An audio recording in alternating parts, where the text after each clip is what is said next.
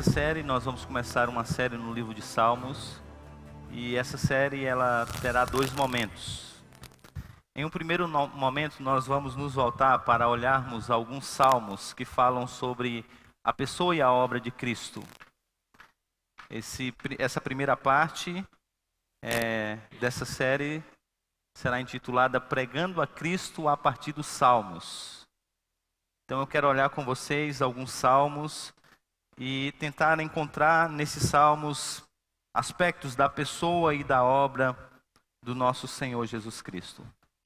E o que me levou a fazer isso é que eu tenho percebido cada dia mais a necessidade de nós entendermos as Escrituras de forma mais completa dentro dessa unidade cristocêntrica.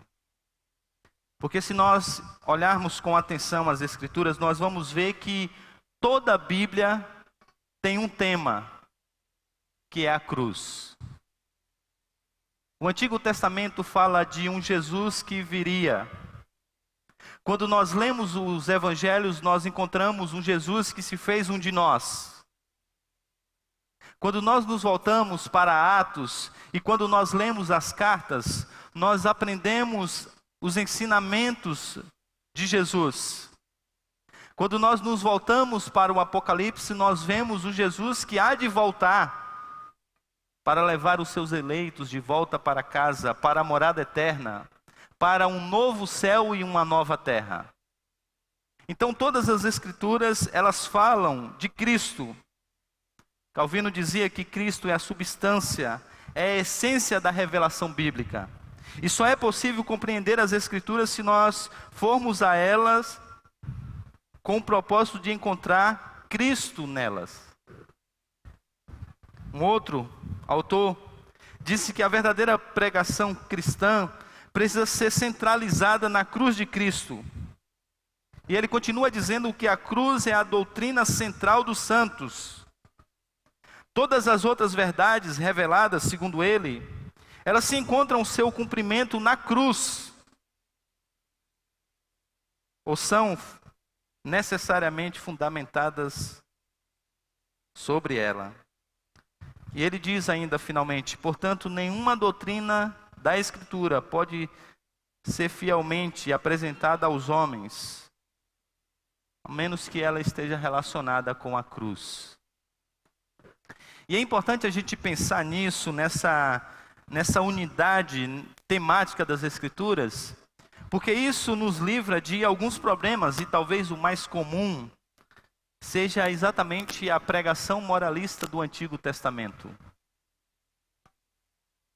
Não poucas vezes a gente vê, e não poucas vezes a gente se pega fazendo isso, onde nós olhamos para personagens do Antigo Testamento e nós nos voltamos para ele apenas para dizermos: não podemos fazer isso e devemos fazer isso.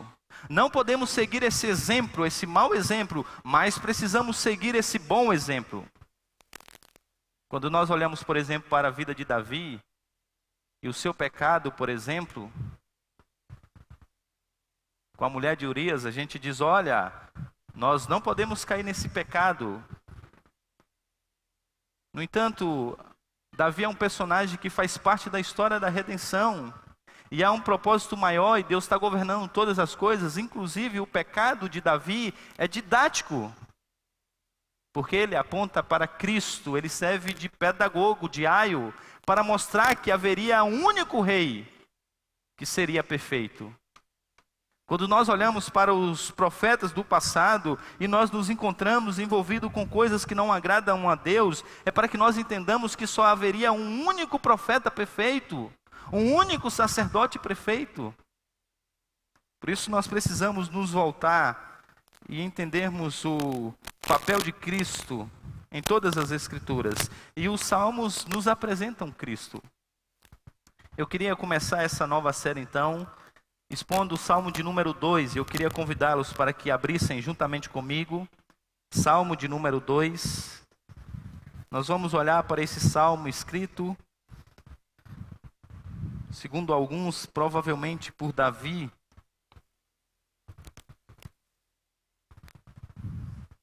Salmo de número 2. Eu queria que você abrisse a sua Bíblia e a mantesse aberta, para que você pudesse acompanhar comigo durante toda a exposição. Eu lerei o texto na versão Nahara, na revista e atualizada.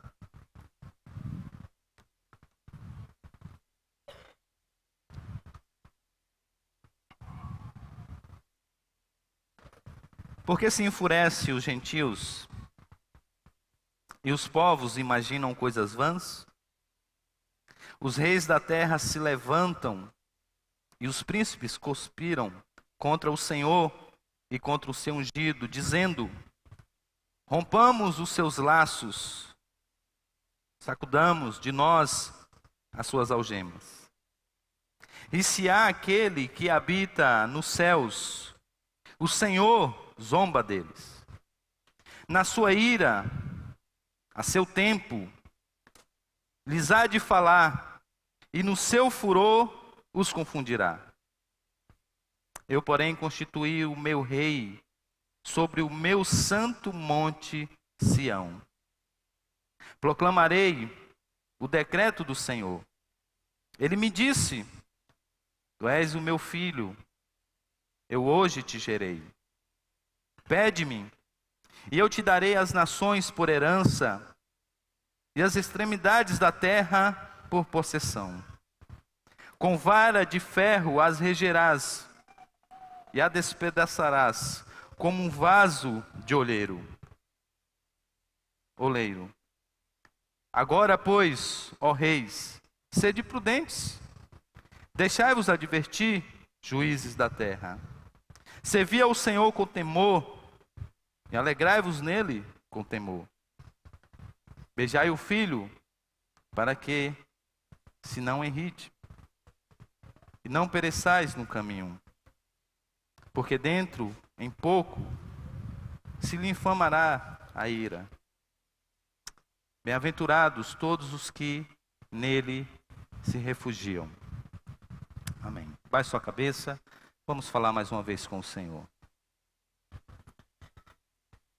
Senhor, fala às nossas vidas e aos nossos corações. Desvenda os nossos olhos para que tenhamos condições de contemplar as maravilhas da Tua lei. Ajuda-nos a entendermos, Pai, o momento histórico que nós vivemos. Mas faz-nos, ó Pai, vê-lo através das lentes das Escrituras, entendendo que Tu és soberano e governa sobre tudo e sobre todos.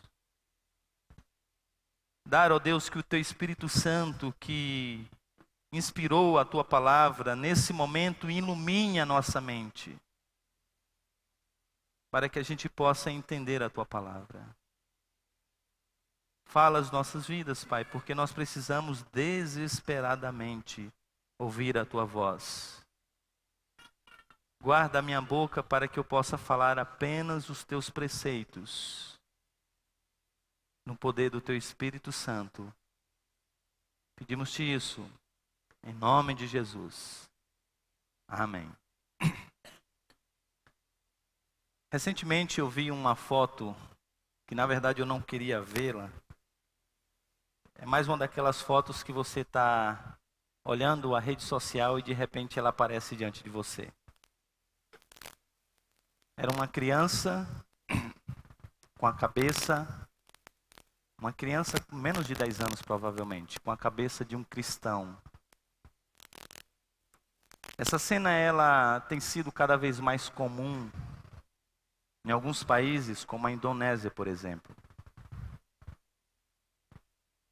onde alguns grupos mais radicais, principalmente ligados à religião muçulmana, têm perseguido os súditos do reino de Deus. Quando nós olhamos para a nossa nação, nós não vemos esses problemas. Mas nós nos deparamos também com um governo que a cada dia faz com que a iniquidade seja instituída. E quando nós olhamos para esse cenário, quando nós olhamos para tudo isso à nossa volta, nós ficamos espantados. E talvez venha na nossa mente, ou venha até mesmo nos nossos lábios, aquilo que passou no coração de Etã. Etã foi um dos escritores de um salmo, o salmo de número 89. Esse salmo ele fecha um período de lamento profundo pela situação de Jerusalém. E depois do salmista, o editor do salmista, apresentar uma série de lamentações pela situação em que vivia Jerusalém, pela situação em que vivia o reino de Israel, o salmista Etã, no salmo de número 89, ele fecha essa série de salmos de lamento com um questionamento.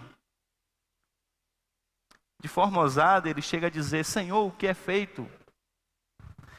O que tem sido feito, Senhor, das tuas promessas, daquilo que o Senhor jurou a Davi, o teu servo? O Senhor disse que nos daria um reino. Agora olhe para a nossa volta. As nações estão vindo sobre nós. As nações estão nos escravizando. E o que é feito, Senhor, diz Etã, das tuas promessas, do teu reino? E aí a gente vai chegar lá, mas a gente vai ver que há uma série de salmos, que começa no salmo de número 90. Onde nessa série de salmos é apresentado um fato interessante, que não há rei em Israel, mas o Senhor reina sobre tudo e sobre todos. E no final dessa série então nos apresentará um outro fato interessante, que haveria de vir um rei, e esse rei estabeleceria o seu trono. Essa série de salmos, que vai do salmo de número 90 até o salmo de número 100, na verdade nada mais é do que um eco do que já foi apresentado no salmo de número 2. Esse salmo aqui, ele tem um duplo cumprimento. Em um primeiro momento, ele se refere em alguns aspectos a Davi, mas uma leitura até mesmo desatenta desse salmo nos mostra que esse salmo tem o seu cumprimento mais pleno e completo na pessoa do nosso Senhor Jesus Cristo. E quando nós olhamos para esse salmo, nós vemos que ele se divide basicamente em 4 partes. Vocês encontram essa divisão de forma muito clara. A primeira, do versículo 1 até o versículo de número 3. Logo depois, do versículo de número 4 até o versículo de número 6. Depois de 7 até o 9 e de 12 e de 10 até o 12. E logo na abertura desse salmo, e uma dica para nós entendermos os salmos, normalmente, logo nos primeiros versos, é apresentado o tema desse salmo, o tom do salmo. Logo na abertura desse salmo, o salmista nos apresenta a vã rebelião contra o ungido do Senhor. E olhe novamente as palavras que o salmista usa. Ele diz: por que se enfurece os gentios? E os povos imaginam coisas vãs? Os reis da terra se levantam, os príncipes conspiram contra o Senhor e contra o seu ungido, dizendo: rompamos os seus laços e sacudamos de nós as suas algemas. O texto começa com uma pergunta retórica: por quê? Esse porquê precisa ser lido por nós com reticência, porque ele não é apenas uma pergunta do versículo 1, na verdade ele é uma pergunta que acompanha essa porção do versículo 1 até o versículo de número 3. Aqui nós não temos uma reclamação. O salmista não está reclamando a Deus, por que isso está acontecendo? Na verdade o salmista está oferecendo uma mensagem às nações. Esse porquê poderia ser muito bem traduzido ou entendido como: como vocês ousam?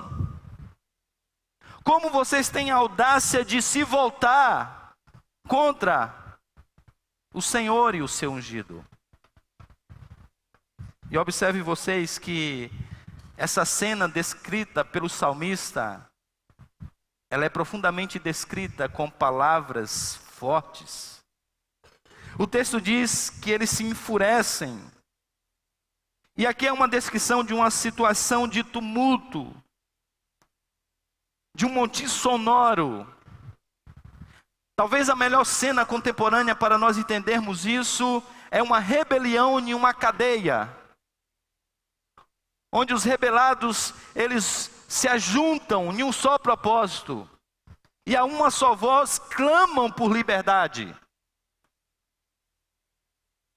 O texto diz que eles imaginam, e a palavra imaginam aqui é a mesma palavra usada no Salmo 1 para meditar. No entanto, ela agora aqui aponta para uma maquinação silenciosa e clandestina. Eles não estão fazendo isso na sala do trono. Ao contrário, nos corredores dos palácios, ou nos corredores do palácio principal, eles estão cochichando. Eles estão juntando-se com um único propósito: maquinarem um mal e derrubarem um rei. O texto continua dizendo ainda que eles se levantam. A ideia aqui é de uma formação militar. A ideia aqui é que eles estão juntos. Eles montaram uma estratégia. Uma formação foi feita para derrubar o rei, para destronar o rei. O texto diz ainda que eles conspiram. Mais uma vez, é uma deliberação conjunta e confidencial. E o que é mais interessante, diz-nos o texto que essa rebelião, ela é generalizada. São os povos que se levantam contra o Senhor e o seu ungido. São os príncipes que se levantam contra o Senhor e contra o seu ungido. São os reis que se levantam contra o Senhor e contra os seus ungidos. Isso mostra que essa manifestação de ira contra o Senhor e o seu ungido, ela é uma característica de todos os povos, de todas as classes sociais, de todos os tempos e de todos os lugares. Uma das coisas que está acontecendo no nosso país é que, diante de tudo que nós estamos vivendo, as pessoas estão dizendo: olha, eu preciso sair do país. Não dá para viver em um país que está se tornando cada vez mais contrário aos princípios e os valores do reino de Deus. A má notícia que eu tenho a te dar é que você vai encontrar isso espalhado por todo o mundo. Porque é gente de todos os lugares que estão contra o rei e o seu ungido. E a rebelião tem um único propósito. E esse propósito é nos apresentado no versículo de número 3. É um desejo antigo das nações. E esse desejo, ele está se tornando cada vez mais forte, e é uma das marcas da nossa sociedade. E eu queria que vocês todos, a uma só voz, por favor, lessem o versículo de número 3. Versículo de número 3. Vamos lá, uma só voz.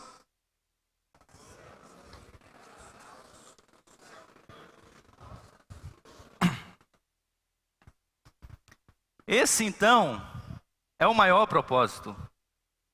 Eles estão unidos, eles estão se juntando, eles estão tramando com um único propósito. Eles querem romper com o rei. Eles querem romper com esse rei. Eles não querem mais viver debaixo da sua autoridade. E se nós observarmos, isso ainda acontece nos dias de hoje e em várias esferas da sociedade. Na esfera, por exemplo, intelectual, alguns anos atrás, ou algumas décadas atrás, um filósofo chamado David Hume disse que nós precisávamos romper com as coisas da revelação. Emmanuel Kant veio depois dele e ainda trouxe mais eco a essa voz e mais força a essa voz, dizendo que nós precisávamos despertar do sono dogmático,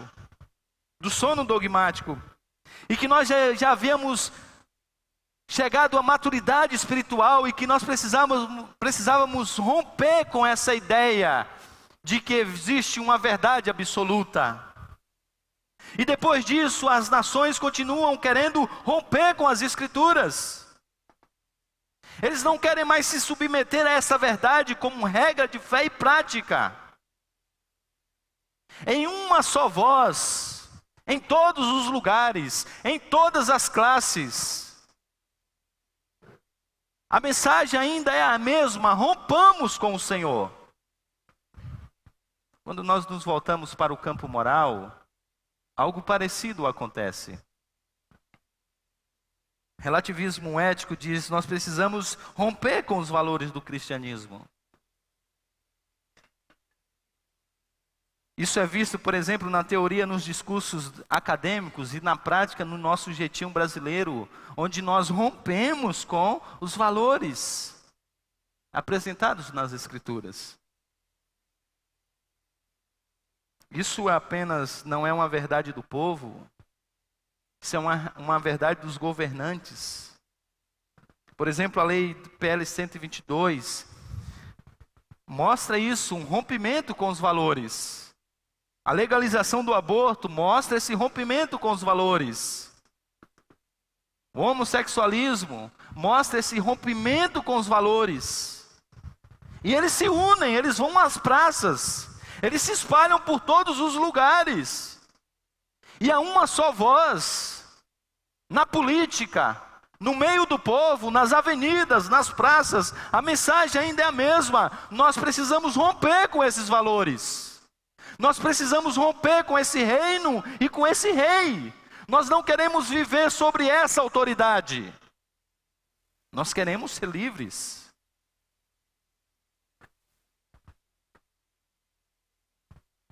Quando nós chegamos então no versículo de número 4. E o versículo de número 4 até o versículo de número 6 é uma resposta direta ao que foi dito no versículo 1 até o versículo de número 3. E essa resposta, ela vai ser colocada em forma de contraste.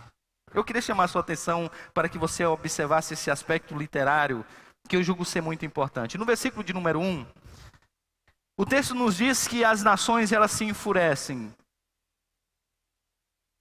Depois nos diz também que os povos, eles imaginam coisas vãs. E aqui nos é apresentado então um povo que está com raiva, eles estão irados. E eles estão dizendo: não, nós precisamos nos libertar. Há uma grande ira sendo apresentada nessa cena. E quando nós lemos esse texto, e imagine o povo vendo essa situação: Senhor, agora todos estão juntos, e eles estão vindo contra nós. É espantoso essa cena. Essa cena é espantosa na terra, mas no céu ela é cômica. Porque o versículo de número 4, respondendo ao versículo de número 1, diz assim que Deus, ele dá risada. O Deus que habita no céu, ele dá risada e ele zomba deles. Porque Deus olha lá de cima e Deus vê todos se juntando. Sabe, e aqui talvez alguns tomaram um pouco de bebida alcoólica, que deixaram ainda mais se achando, então eles estavam cheios de si. E não, agora nós vamos nos libertar, e nós não queremos essa autoridade, e eles são machões. E Deus olha lá do céu e Deus diz: não é apenas trágico, é cômico isso. E o texto diz que Deus ri. Por que Deus ri? Deus ri, sabe por quê? Deus ri do fato deles acreditarem que são capazes de escolher se querem permanecer ou não nos limites estabelecidos por Deus. Deus ri do fato deles acharem que podem guerrear contra o Rei do Universo. Deus ri do fato deles imaginarem que podem escolher os seus próprios destinos. Deus ri da soberba humana. Napoleão Bonaparte, certa vez, disse assim: eu governo as circunstâncias. Aí imagine Deus lá, olhando do céu e dizendo: ah, é, né? Verdade, viu? Nossa, você é um rei realmente muito forte, né? Você governa as circunstâncias, você governa todas as coisas. Olha, estou impressionado. Esse é o tom de zombaria que o Salmo nos apresenta. Agora observe o contraste apresentado agora, o versículo 2 e o versículo de número 5. Versículo 2 diz que os reis da terra eles se levantam, eles conspiram para tomar o trono, eles estão contra o Senhor. E o versículo de número 5 diz que Deus, na sua ira e no seu tempo, há de responder. O versículo de número 3 diz que eles estão querendo romper com os laços, eles estão querendo quebrar as algemas. Agora olhe o versículo de número 6 em uma resposta direta ao versículo de número 3. O versículo 6 diz: eu, porém, constituí o meu rei sobre o meu santo monte Sião. Eles estão querendo romper, e Deus diz: esse reino não foi instituído por homens, esse reino foi instituído por mim. Por isso vocês não podem fazer isso. Nós chegamos então ao versículo de número 7, até o versículo de número 9. Versículo de número 7 diz assim: proclamarei o decreto do Senhor. A ideia de proclamar um decreto era algo que acontecia em algumas nações daquela época, onde quando o rei ia assumir o trono, lhe era dado um decreto que descrevia quem era o rei. Em uma cerimônia solene, ele recebia esse decreto e ele anunciava, esse decreto era anunciado a todos os povos.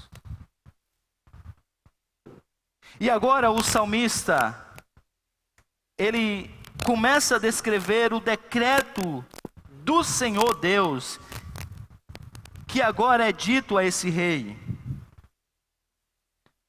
Por isso o versículo 7 diz: e ele me disse, e o decreto é constituído de 3 partes. A primeira: tu és meu filho, e hoje te gerei.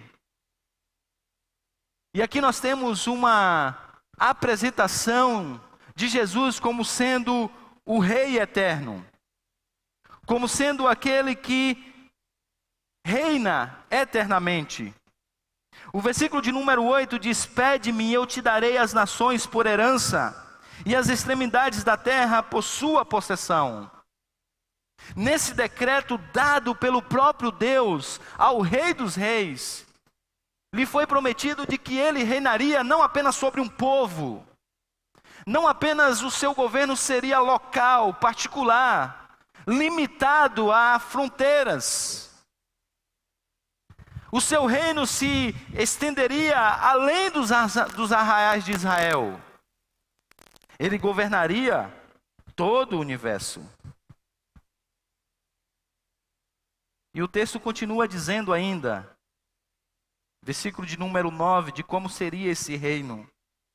Esse reino lhe foi prometido, e esse reino é um reino de justiça. Com vara de ferro ele haveria de pastorear, de reger os povos. Aqui nós temos uma alusão, a palavra regerás poderia ser pastorear ou governarás. Mas diferente, uma coisa é tida nova aqui, não há um cajado que esse pastor conduz. Porque o cajado tem um aspecto até mesmo salvífico. Aquela parte onde normalmente o pastor segura o cajado, ela tem aquela parte assim, segundo um professor meu do IBEL, para quando a ovelha caísse em um buraco, com aquela parte ele a pegava pelo pescoço, só que aqui não há um cajado, há uma vara, e essa vara é de ferro. O texto continua a nos dizer que ele haverá de quebrar os povos como um olheiro quebra o vaso. Isso aqui é um ritual que acontecia principalmente nas regiões ali do Egito, onde se quebrava um vaso que trazia o nome dos inimigos. E isso era para mostrar a soberania do rei. E mostrar como aquele rei, ele faria isso no seu governo. Ele esmagaria os inimigos. Mostrando que esse reino é um reino de justiça também. E o salmo continua e nós chegamos ao versículo de número 10 até o versículo de número 12, onde agora o salmista apresenta uma exortação solene diante do que foi dito do versículo de número 4 até o versículo de número 9. Observem que a primeira cena é a cena de povos, nações, pessoas se enfurecendo contra o Senhor. Versículo de número 4 até o versículo de número 9 é uma descrição de quem reina e uma descrição do seu ungido. E agora, diante dessa descrição, o salmista agora convida a todos, os reis e os príncipes, os gentios, os povos, a todos de todas as classes, de todos os lugares, de todas as nações, de todas as idades, em uma exortação extremamente solene. E ele diz agora, dando nome aos bois: ó reis, sede prudentes. E ele diz para que eles pudessem se deixar advertir. Ironicamente, ele diz: juízes da terra. Tom de ironia aqui é claro, onde o rei dos reis diz: a vocês que acham que julgam a terra. E ele continua dizendo: servir ao Senhor com temor e alegrai-vos nele com tremor. Beijai o filho, para que não se irrite. E aqui nós encontramos então uma exortação tanto quanto solene, como urgente, tão solene quanto urgente. Ele diz: olhe, em relação ao que foi dito, e reveja os seus planos. Veja se vocês realmente querem se unir para a batalha. E aí ele começa uma descrição, o versículo 11 diz que eles deveriam servir ao Senhor com temor, e eles deveriam se alegrar no Senhor também com tremor. Surpreendentemente, a palavra servir só aparece nesse salmo e no salmo de número 100, quando diz que nós devemos servir ao Senhor com alegria. E a ideia de servir aqui é a ideia de se submeter, a ideia de reconhecer que existe alguém que é maior, é tomar a posição de servo. A descrição que nos é feita aqui é exatamente nesse aspecto. O versículo de número 12, a ideia de beijar o filho, aponta para essa submissão de um servo para um rei. E não apenas essa submissão, mas esse reconhecimento público. Era comum, como ainda é hoje em alguns lugares, se apresentar diante do rei ou de autoridades e beijá-los nas mãos, ou para mostrar ainda mais servidão, beijá-los nos pés.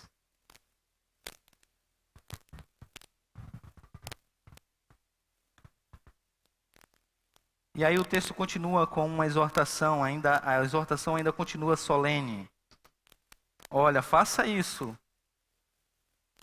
porque dentro em pouco a sua ira se acenderá. E nos é apresentado aqui então a ira de Deus, que é tanto súbita quanto feroz. E aí nós chegamos ao final desse salmo, versículo de número 12, na última parte. O texto então termina com uma espécie de doxologia. Diz assim, e aqui nós podemos já partir para algumas aplicações. Bem-aventurados todos os que nele se refugiam. Há duas coisas que nós precisamos entender aqui a nível de aplicação. A primeira delas é que esse texto apresenta um terror enorme. Esse versículo, ele apresenta nas entrelinhas um grande terror. E o terror está no fato de que não há como nós nos protegermos da vara de ferro desse rei, a menos que nós venhamos nos refugiar nele. Não há como você não ser quebrado por esse rei, a menos que você busque refúgio nesse próprio rei. Não há como você ter proteção contra a sua ira, que é descarregada, apresentada aqui pelo salmista, de forma parcial no presente mundo e de forma total e final no mundo vindouro, sem que você esteja debaixo das asas desse ungido, desse rei levantado pelo próprio Deus.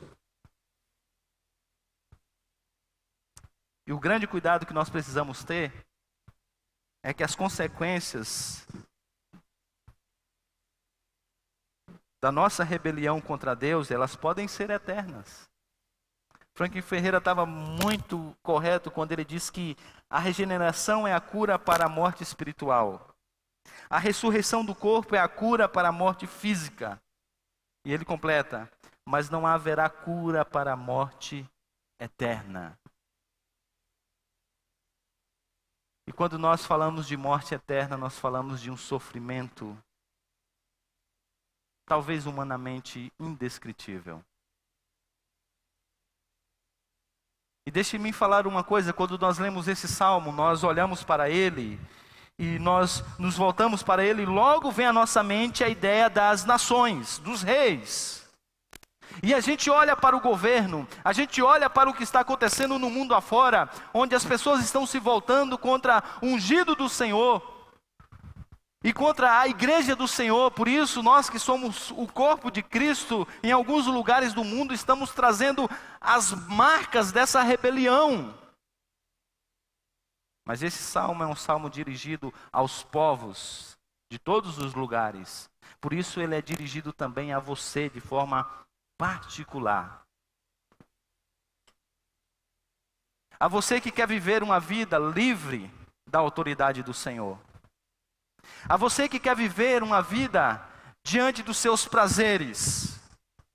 A você que não quer se submeter à autoridade do Senhor, à sua palavra, como regra de fé e prática.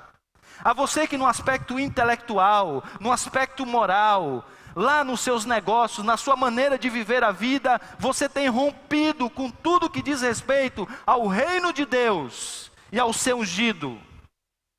A você que conscientemente tem negado viver debaixo da autoridade desse rei. A ira de Deus, diz o salmista, ela vem sobre esses que se voltam contra o Senhor no desejo de romper com os seus preceitos. E ela vem de forma parcial no mundo que nós vivemos, mas ela vem de forma final no reino vindouro. Por isso não é só a sua vida que está em jogo nesse mundo, é o destino da sua alma que está em jogo nas suas atitudes e nas suas decisões. Ao mesmo tempo que essa é uma mensagem de consolo. Porque quando nós olhamos para nós mesmos, nós nos vemos constantemente trazendo essa ira de Deus que eu acabei de descrever. Mas o grande consolo desse salmista é que nós podemos ir a Cristo. O grande consolo desse salmista é que nós podemos ir ao Filho e nós podemos beijá-lo. O consolo é que nós podemos nos refugiar debaixo do seu reino, das suas asas. E o salmista diz então que nós podemos nos achegar a Ele. A palavra refugiar aqui é a palavra usada em outros salmos para um abrigo seguro. De tal maneira que quando nós vamos a Cristo, de tal maneira como quando nós nos dirigimos a Ele, nós estamos seguros da ira de Deus, porque o seu sangue aplaca a ira de Deus. E a nossa rebelião agora encontra a graça. Por isso, essa é uma mensagem de consolo. Mas não apenas um consolo para nós que vivemos ainda sendo inclinados pela nossa carne, o tempo todo instigado pelo nosso tentador a rompermos com as coisas de Deus, mas também é um consolo para as nossas almas no mundo que nós vivemos, onde nós vemos a maldade cada vez mais se achegando ao muro da nossa casa. Quando nós agora estamos debaixo do cuidado desse grande rei, nada pode acontecer conosco. Por isso aqui, mais uma vez, Deus está dizendo assim, diante de tudo, de todo esse caos que nós estamos vivendo, a mensagem de Deus nesse salmista é: calma, calma, eu estou aqui. Eu estou aqui. Sabe por quê? Isso nos leva à segunda lição desse salmo. Porque nada acontece na terra sem que haja uma permissão, sem que Deus queira nos céus. Vocês observaram como o salmo é descrito e as cenas elas são dinâmicas? Versículo 1 a 3 apresenta a cena de terror no céu. Versículo de número 4 a 6, o texto se volta agora para na terra. E agora versículo 1 a 3. E agora 4 a 6, o texto se volta para o rei dos céus. E logo depois, versículo 7 até o versículo de número 12, novamente volta para a terra. Versículo 1 e 3, terra. Versículo 4 e 6, céus. A partir do versículo de número 7 até o versículo de número 12, terra novamente. E essa dinâmica apresenta o fato de que o mundo, o que está acontecendo na história do mundo, não é fruto do destino, ou acaso da natureza. Alguém que governa todas as coisas.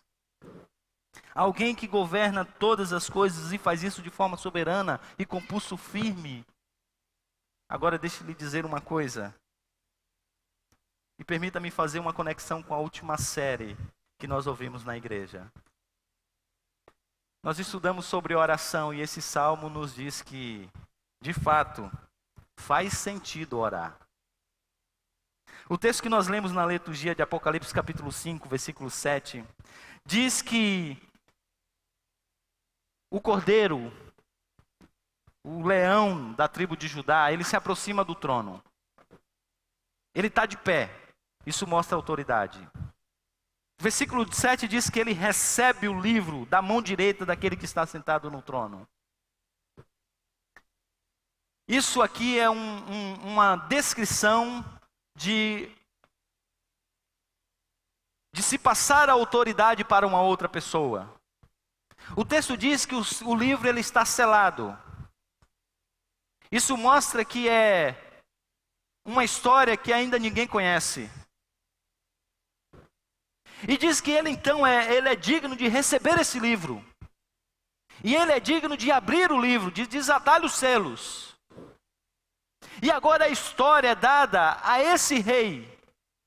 Toda a autoridade no céu e na terra é entregue ao Rei dos Reis.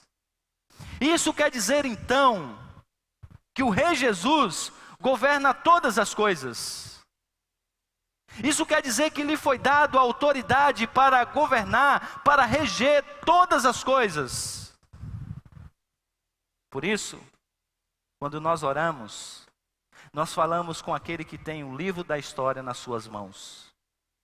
Quando nós oramos, nós estamos falando com aquele que está escrevendo a história das nossas vidas. Quando nós oramos, nós não estamos falando com um Deus morto. Quando nós vamos a Cristo, nós não estamos indo a alguém que é impotente, que não tem condições para nos ajudar. Nós não estamos falando com alguém que é fraco. Não. Quando nós oramos, nós estamos falando com aquele que governa a história. Falamos com o Rei dos Reis, o Senhor dos Senhores. Por isso faz sentido orar. Porque a gente está pedindo aquele que pode resolver a nossa causa. A gente está pedindo aquele que pode nos ajudar. Por isso, antes de ir a qualquer outra pessoa, diante dos seus problemas, vá a Cristo. Vá a Cristo, que tem a história da sua vida nas mãos. Ele, mais do que ninguém, é capaz de resolver todas as coisas. Finalmente, esse texto é um desafio para nós. É nos apresentado aqui Davi como sendo o vice-regente de Deus, em um primeiro momento, e Cristo como sendo o grande rei do universo. E a igreja, que é o corpo de Cristo, eu e você, diz o apóstolo Paulo, nós somos embaixadores desse reino. E uma das partes que nós precisamos lembrar é que, como embaixadores, nós precisamos proclamar esse reino. Nós precisamos dizer às nações que esse reino continua vivo, que esse rei continua vivo. Nós precisamos dizer às pessoas, nós precisamos dizer aos governos, aos reis, aos príncipes, que existe um rei que governa todas as coisas. E que esse rei, com braço forte, haverá de julgar todas as coisas. Nós precisamos dizer ao mundo que está acuado, que existe alguém que governa todas as coisas. E nós precisamos também apresentar essa mensagem de graça que esse salmo apresenta. É possível nós ainda termos solução para tudo. E a solução está em Cristo. Eu convido você para que nessa manhã vá a Cristo. Vá a Cristo. Vá a Cristo diante dos seus pecados que têm trazido sobre você a ira de Deus. Vá a Cristo diante dos temores. Vá a Cristo diante das angústias da alma. Vá a Cristo. Vá a Cristo. Vamos orar?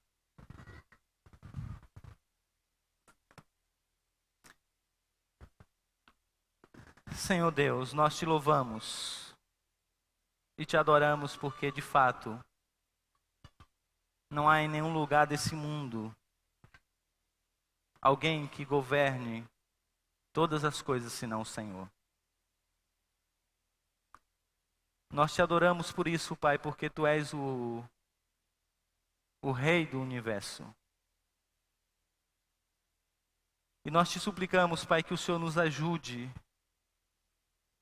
a entendermos a seriedade que é a nossa vida em relação a Ti. Livra-nos, Pai, de brincarmos com o Senhor como temos feito em vários momentos da nossa vida. Quando nos esquecemos que a Tua ira, ela é uma realidade na vida daqueles que se voltam contra o Senhor e contra o Teu ungido.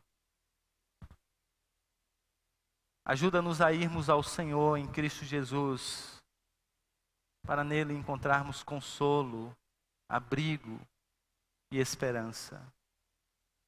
E dar-nos, Pai, a coragem de sermos embaixadores do Teu reino. Para dizermos às nações que eles não podem se rebelar contra o Teu reino e contra o Teu ungido. Para dizermos aos reis, às autoridades, que as suas atitudes podem ter consequências não apenas para essa vida, mas para toda a eternidade. E para apresentar, Pai, a graça e a salvação àqueles que o Senhor escolheu desde a eternidade. Em nome de Jesus. Amém.